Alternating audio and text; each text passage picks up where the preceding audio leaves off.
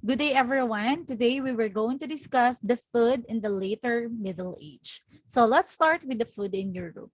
So after 1100s, rich people ate a very good diet.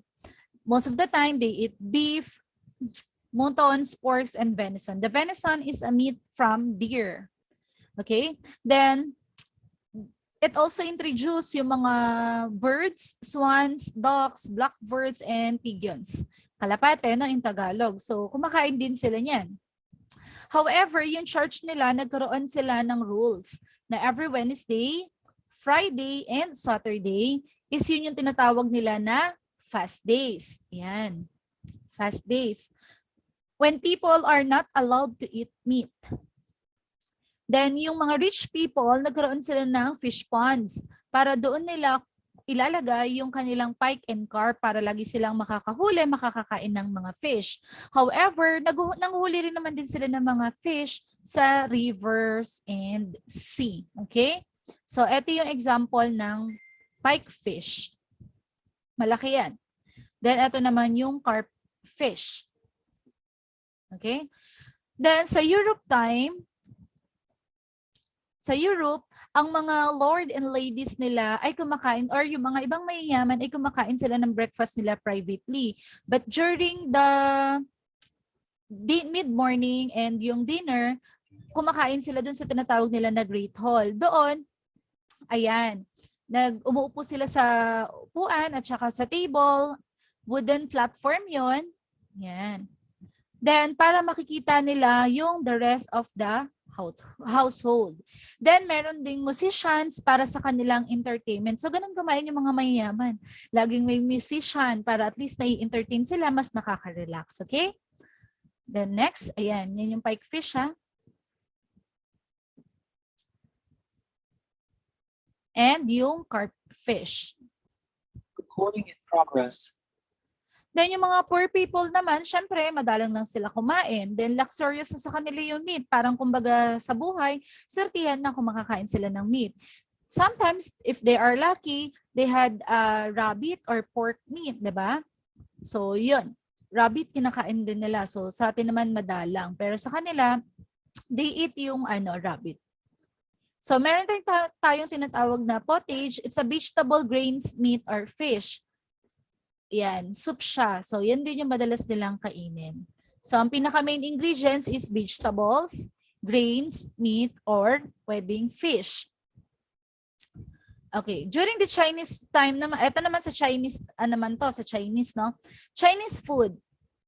So, ang China is the rich ate very well. So, kumakain sila ng rice, wheat, and millets. Yan. Marami silang mga meats. So, including yung pork, chicken, duck, goose, pheasant, and dog. Diba? Kumakain din sila ng dog kasi ang Chinese ay mahilig sila sa exotic food. So, meron din sila mga vegetables. Then, yung soup nila, sometimes ginagawa nila with shark's fin. So, yan. Masarap din yun, yung shark's fin. Tapos, madalas umiinom sila ng tea or eto, yung tinatawag natin na rice wine. Yung rice wine, pwede nilang inumin, pwede rin ihalo sa food. Yan. Yan yung mga sample ng rice wine. Okay? If you have any questions or clarification, just keep in your mind or sulat nyo sa notebook para later on sa ating GC is ma-discuss po natin, no? Masasagot natin. Okay. Pero yung mga mahihirap na tao sa China, plain food lang madalas yung inaano nila, kinakain nila. Aztec, Inca, and Mayan food. So meron tayong tinatawag na variety of corn or maize. Ito yun. Iba-ibang klase ng corn. Okay, so ang ginagawa nila dito, yung maize, eto nga yung iba't ibang klase ng corn, ay inaano nila, dinudurog nila para ma-turn into flour. Ayan. Women ground the maize into flour on a stone slab with a stone roller.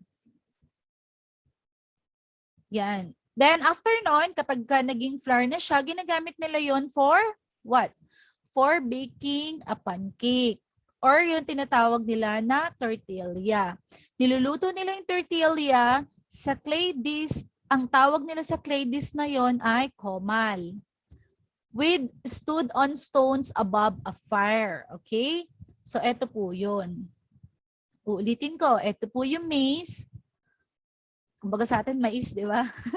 Variety of corn. Different kinds of corn yan. Then, eto po yung tinatawag natin na tortilla. Yan. Ito yung nasa ibabaw. Yan yung niluluto nila. Pancake or tortilla. Tapos yan yung clay dish na comal. Ito, clay dish na comal. Yung pinaglulutuan mismo, ang tawag dyan ay clay dish called comal. Ayan. Ayan, nakita na? Okay. So, next. So, kumakain din sila ng tomatoes, avocado, beans, and pepper. Okay? So, meron silang tinatawag na Oakley. It's a kind of alcoholic beverages na mas kilala natin ngayon sa tinatawag na tequila. Okay, what is the difference between the pulque and Oakley? So yung pulque is a fermented alcoholic beverages made from the fermented sap of the Magi agave plant. So ito yung agave plant. Okay? So yan, ito yung agave plant na tinatawag natin. Then, ang pinagkaiba lang nila, actually almost same sila. Ang pinagkaiba lang nila, yung Oakley is yung cheaper ang quality, sorry. Yung pulque is a cheaper quality ng Oakley. Okay? Ang Oakley ay kaparehas halos ng tequila nowadays, 'di ba? Tapos yung pulque, ito 'yon. Kumbaga mas mababang quality ng Oakley. Pero parehas silang gawa sa fermented sap ng maguey or agave plants. Ito 'yon. Okay? Kung saan gawa ang tequila. Next. Food in the modern world. During the 16th century, rich people still ate a variety of food with a great deal of meat. However, poor people usually ate dairy food. So yung mga tuyo ng pagkain, madalas yun na lang yung kinakain ng mga mahihirap na tao. Most of the time, they only cook 1 meal a day. So isipin niyo no kung paano nakakakain or natitiis ng tao na mga poor people na kumain lang ng 1 meal a day. Okay? So they mix grain with water and added vegetable and strip of meat. All classes of bread, but it varied in the quality. But yung rich people, madalas ang kinakain nila ay yung mga fine flour. So white flour yung ginagamit ng mga rich people sa kanilang mga bread para at least mas masarap po ito. Kapag ka naman mga poor people lang, madalas barley or rye. Okay? And then in the 16th century, new types of food were introduced from the America. So nagkaroon ng mga bagong foods. Kasi nga, sa atin dati like nung sinabi ko, 'di ba? Noon ang alam lang nilang kainin is fish, o kaya yung mga puro hilaw lang. So later on, nagkaroon ng pagbabago dahil natuto yung mga sinaunang tao na mag-domesticate or mag-alaga ng mga hayop sa farm, magtanim ng mga different vegetables. So nagkaroon ng mga iba't iba pang menu or recipe, 'di ba? So, yung turkey ngayon ay na-introduce sa England noong 1525. So, tandaan niya na, ang turkey is na-introduce sa England noong 1525. Tapos, ang nagkaroon din ng potato and carrots. Ayan, potato and carrots ay dinala sa England noong 1580s. Okay? Then, mga few English people lang ang unang kumain nun ng potatoes and carrots. Siguro kasi naninibago sila dahil panibago yun sa paningin nila, di ba? Hindi pa sila sanay. Apricots were introduced from Southern Europe. Then, nagkaroon ulit ng new vegetable sa England in 16th century. Ito yung cauliflower. So, nung 16th century, pumasok na sa England ang bagong vegetables which is the cauliflower, no? Siguro naman halos lahat ay alam ang cauliflower. Okay. From the mid-16th century, ayan na, nagsimula na yung mga alcoholic beverage din. So, sa mid-16th century, naging popular na yung beer. Eto, sometimes yung mga rich people umiinom ng wine. But during the kalagitnaan ng mid-16th century, naging popular ang beer sa kanila. Okay? The Tudors were also fond of sweet food. However, in the 16th century, sugar was very expensive. So most people ay gumagamit lang ng honey to sweeten their food. Kasi nga, mahal ang sugar during that time. Kaya mas pinipili nilang gamitin na lang ang honey to sweeten their food. Then madalas ang mga tao dito, yung mga plates nila na gold and silver yung kanilang ginagamit. Okay, so next.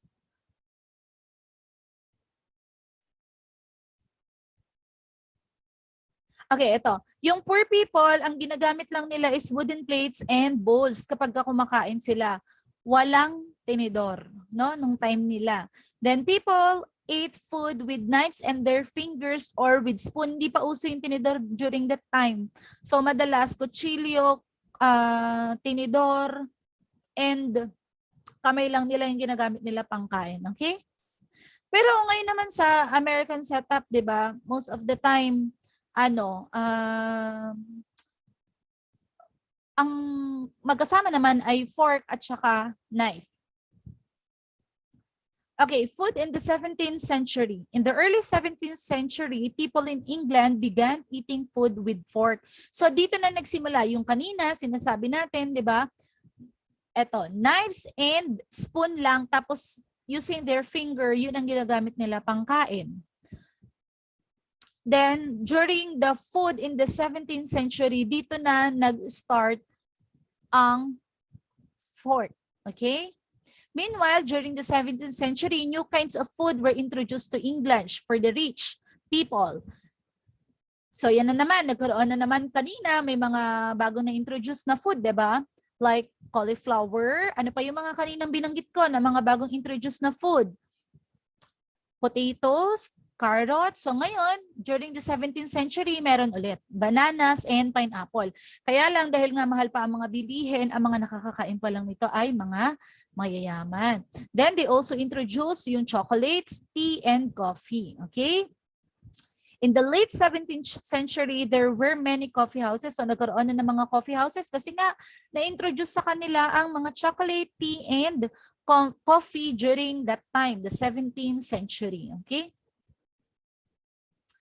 Kaya lang sa kasamaang palad, yung mga mahihirap na tao, yun pa rin, yung kinakain nila. Halos puro plain food pa rin, no?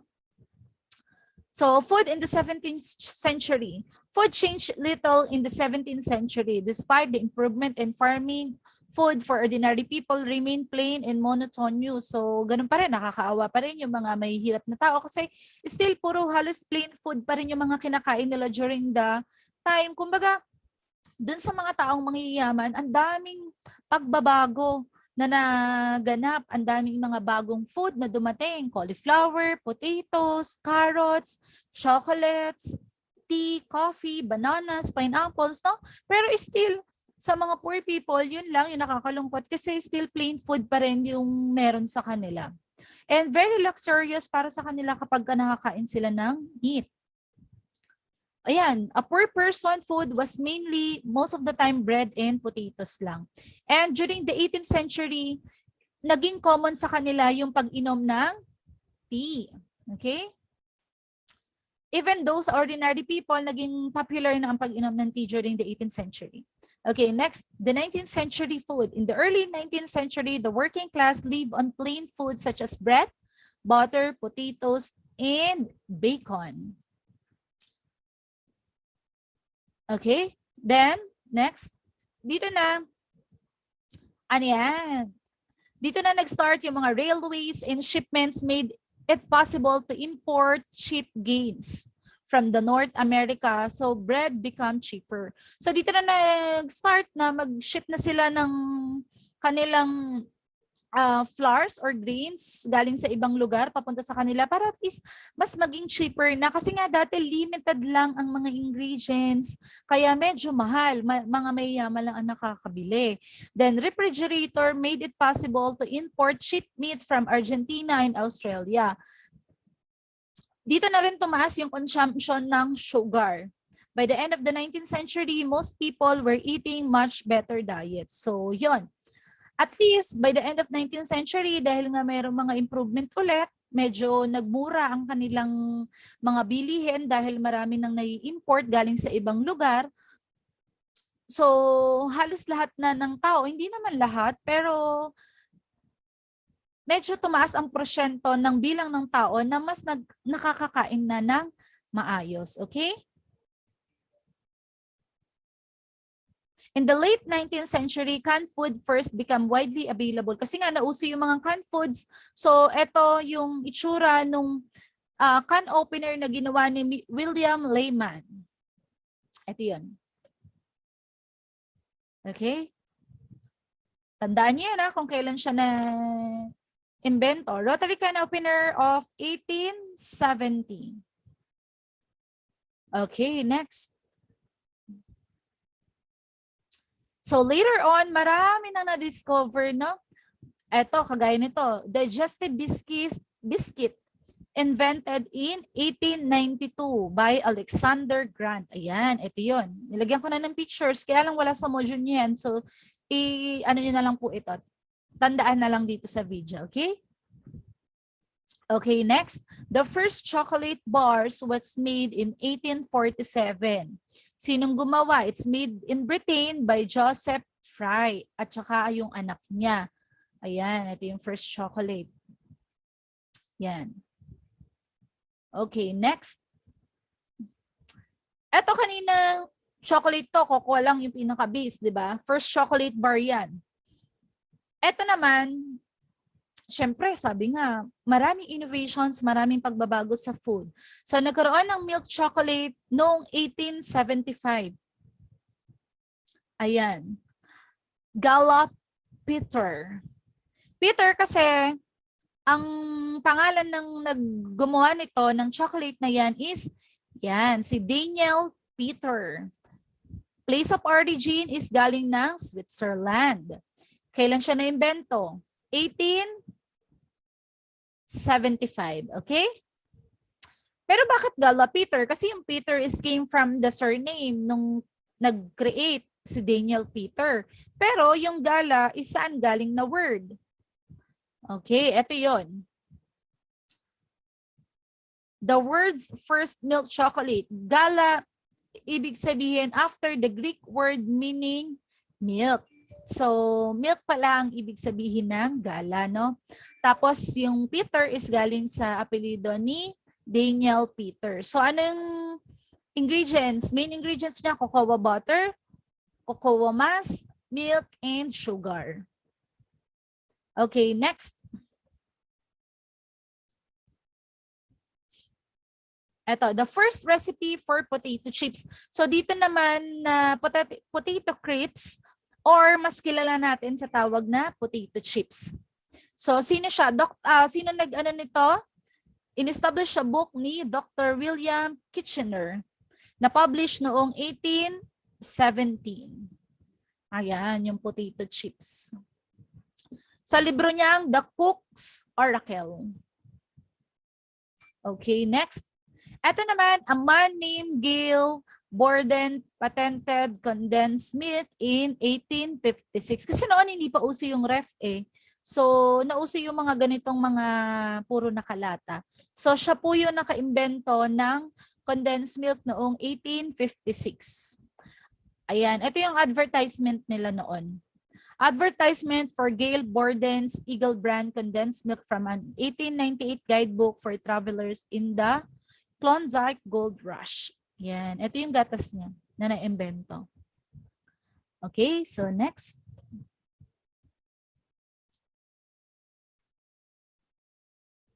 Ayan. Food Meyenberg patented. Ito naman, evaporated milk. Kanina, yung condensed milk. Ito naman is the evaporated milk. So, eto, wala pa kasing refrigerator noon. So, anong ginawa niya? Remove niya yung about 60% of the water in the milk para mailagay siya doon sa lata at tumagal ito even 1 year na hindi po siya masisira. Okay? Para pagbukas mo, inilagay mo sa baso is milk siya, hindi siya masisira agad. Okay, next.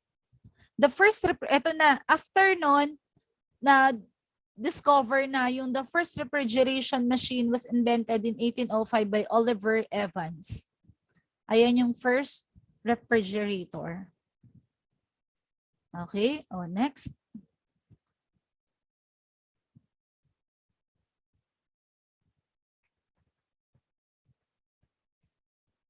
Ayan, during the 19th century, method of refrigerator improved, and in 1882, refrigerated meat was brought from New Zealand to Britain for the first time.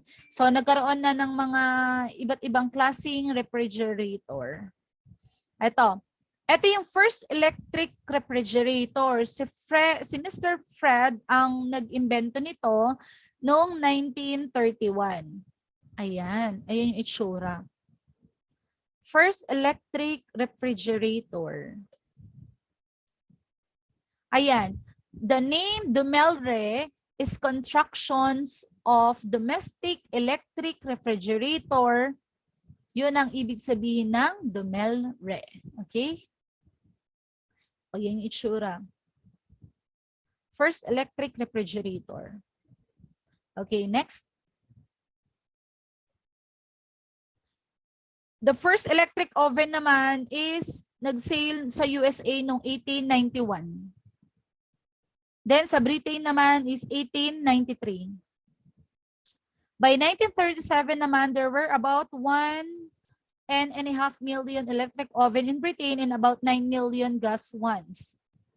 Yung isa electric, yung isa naman parang gas gas naman yung nagpapa-apoy sa kanya, no? The first electric toaster was invented in Britain in 1893 by Crompton and Corporation. Ito yun. Ayan. So, ito naman yung first electric toaster. Imagine niyo no, yung itsura ng electric toaster noon sa itsura nung ginagamit natin nowadays, no? It's a toaster for bread. So, ganyan siya po ginagamit. Pag iniinit nila yung bread. Okay? Next.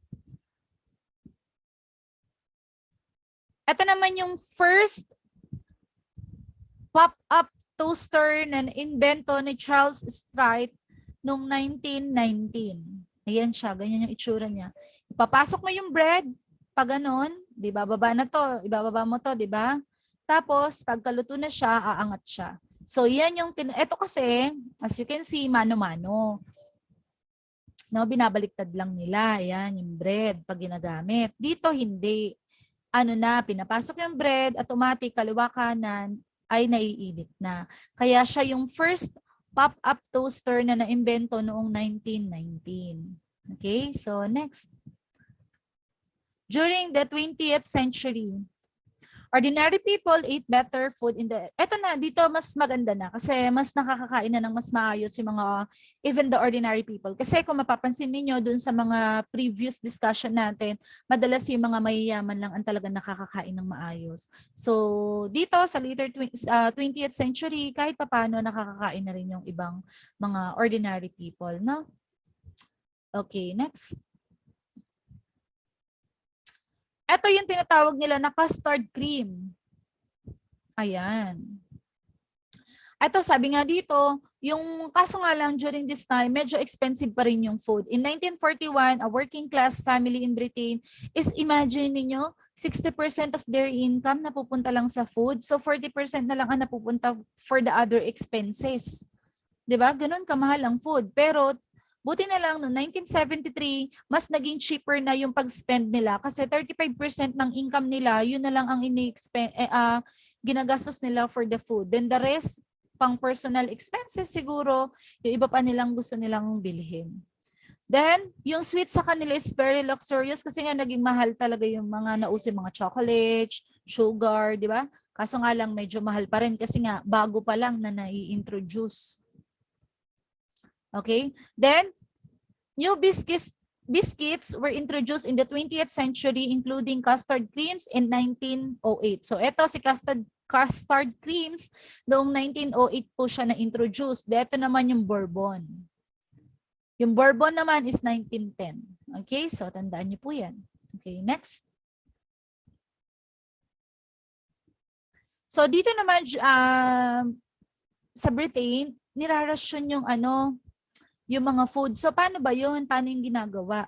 So every people sa kanila ay meron lang karapatan, kumbaga pantay-pantay ang pagbibigay sa kanila ng, ang pantay-pantay ang item na pwede nilang bilhin. Hindi pwedeng isang condensed milk sa'yo, sa kasama mo, or sa ibang tao, dalawa, hindi pwede.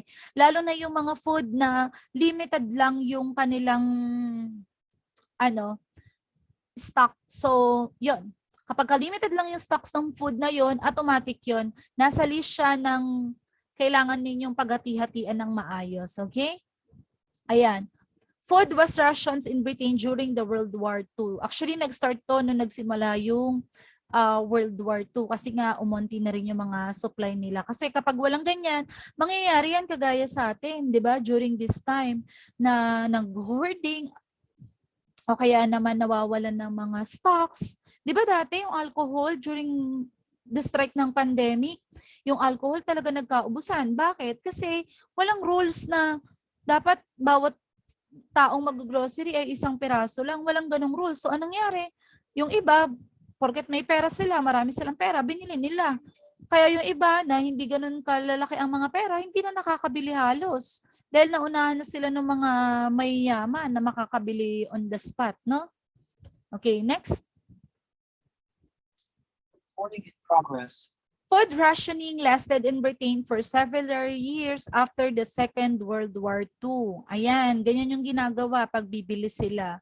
Kailangan pantay-pantay lang. Ayan, tas may ganito silang book. Ayan. Papakita ko sa inyo. Ayan, ration book ang tawag dyan. So dyan, ayan yun ha, tignan nyo mabuti. Yan. May pangalan, issued to. Sinong pangalan? Ayan. Yan yung ration book. Okay, para saan ba yung ration book? So sa ration book, as you can see dito sa picture, kapag bibili ka sa kanila, kasi yung ration book, ibibigay siya sa bawat family. Tapos ngayon, ipaparegister nyo yan kung saang store ninyo gustong bumili. Ngayon, kung saang store ka nakaregister, dun ka lang po pwede bumili. Tapos, kada bibili ka, isusulat po nila kung ano yung binili mo para hindi ka magdodoble ng pagbili. Okay? Nakalogbook talaga siya. Kaya ration book ang tawag dyan. Yan. Ganyan, no? Tinatatakan po nila. Ito, nabili mo na. Ganun. Para hindi nagdodoble-doble. Diba? Isipin niyo yun, ganun katindi during that time. Para talagang sinisigurado nila na hindi magkakaubusan at hindi magkakaalamangan sa pag-divide ng mga food na bibilhin. Ayan. Tea rationing lasted until 1952.